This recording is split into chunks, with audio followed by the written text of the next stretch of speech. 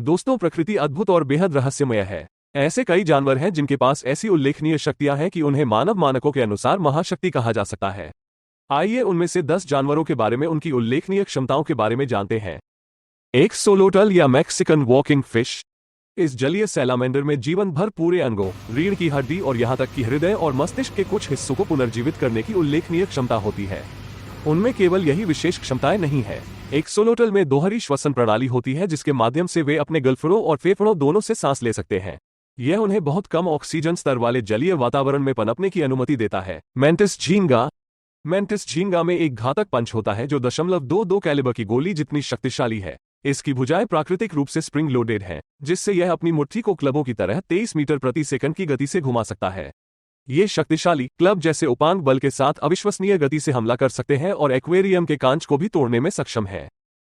Mantis झींगा में 16 प्रकार के रंग रिसेप्टर्स के साथ एक बहुत ही जटिल दृष्टि होती है जो उन्हें ध्रुवीकृत प्रकाश देखने की अनुमति देती है। कटलफिश भेष बदलने में माहिर। कटलफिश में खतरे की स्थिति में अपनी त्वचा का रंग और पैटर्न बदलने की उल्लेखनीय क्षमता होती है। उनके शरीर में क्रोमेटोफोर्स, इरिडोफोर्स और ल्यूकोफोर्स नामक विशेष कोशिकाएं होती हैं जो उन्हें इस शानदार प्रदर्शन को करने की अनुमति देती है।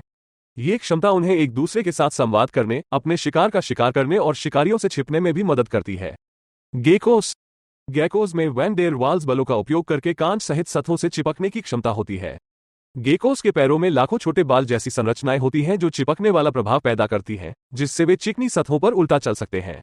पहले इनका उपयोग विभिन्न किलों पर चढ़ाई करने के लिए किया जाता था, जब सेना अचानक हमले के लिए मुख्य द्वार से प्रवेश नहीं कर पाती थी। डॉल्फिन इकोलोकेशन विशेषज्ञ हैं और वे बहुत बुद्धिमान प्राणी हैं। वे शिकार और नेविगेशन के लिए वे उच्च आवृत्ति ध्वनि का उपयोग करते हैं, न कि आंखों का, जिसे इकोलोकेशन कहा जाता है। इसका उपयोग करके वे उच्च आवृत्ति ध्वनि तरंगों का उत्सर्जन करते हैं जो उनके वातावरण में वस्तुओं से टकराती हैं, जिससे उन्हें गंदे पानी या पूर्ण अंधेरे में भी वस्तुओं के स्थान, आकार और आकार की पहचान करने की अनुमति मिलती है। Oriental hornet. क्या आपने ऐसे जानवरों के बारे में सुना है जो सूरज की रोशनी को बिजली में बदल सकते हैं? हाँ, ओरिएंटल हॉर्नेट अपने एक्सोस्केलेटन में रंगद्रव्य का उपयोग करके सूर्य के प्रकाश को विद्युत शक्ति में परिवर्तित कर सकते हैं। ये प्रक्रिया, जिसे फोटोइलेक्ट्रिक प्रभाव के रूप में जाना जाता है, उन्हें उनकी गतिविधियों के लिए ऊर्जा उत्पन्न करने में मदद करती है। विद्युत ईल। बिजली पैदा करने में ओरिएंटल हॉर्नेट अकेला नहीं है। इलेक्ट्रिक ईल एक मीठे पानी की मछली है जो ज्यादातर दक्षिण अमेरिका में पाई जाती है और 600 वोल्ट तक के बिजली के झटके पैदा कर सकती है। यह इस क्षमता का उपयोग नेविगेशन, संचार और शिकार का शिकार करने के लिए करता है। झटका इतना तेज होता है कि जानवर मर जाते हैं। मिमिक ऑक्टोपस में अन्य समुद्री जानवरों जैसे लाइनफिश, फ्लैटफिश और समुद्री सांपों की उपस्थिति और व्यवहार की नकल करने की विशेष क्षमता होती है। वे इसे शिकारियों के विरुद्ध रक्षा तंत्र के रूप में उपयोग करते हैं।